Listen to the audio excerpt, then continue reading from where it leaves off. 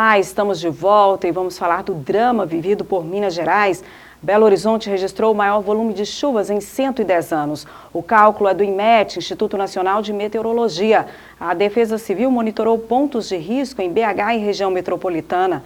Enchentes e desabamentos continuam fazendo vítimas. Subiu para 101 na segunda-feira o número de cidades em situação de emergência em Minas Gerais por conta das chuvas.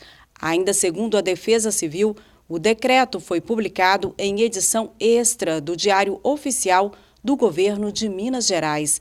A medida vale por 180 dias e possibilita ações mais céleres para a recuperação dos estragos e auxílio à população. Todos os órgãos estaduais estão autorizados a atuar nos trabalhos desde que estejam sob a coordenação da Defesa Civil de Minas Gerais. Até o momento, o órgão confirmou a morte de 44 pessoas no estado, registradas entre sexta-feira, 24, e domingo, 26 de janeiro.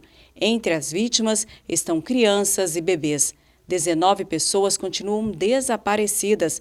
A maior parte das ocorrências está relacionada a risco geológico, como deslizamentos e soterramentos. No fim de semana, quando 47 cidades estavam sob o decreto estadual, foi solicitado ao governo federal o reconhecimento do estado de emergência.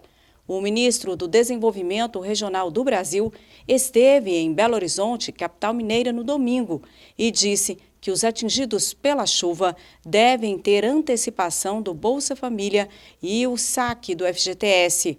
O governo federal garantiu que tem 90 milhões de reais para atender aos estados atingidos pelas enchentes.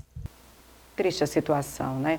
Para esta e outras notícias, acesse tbnbrasil.com.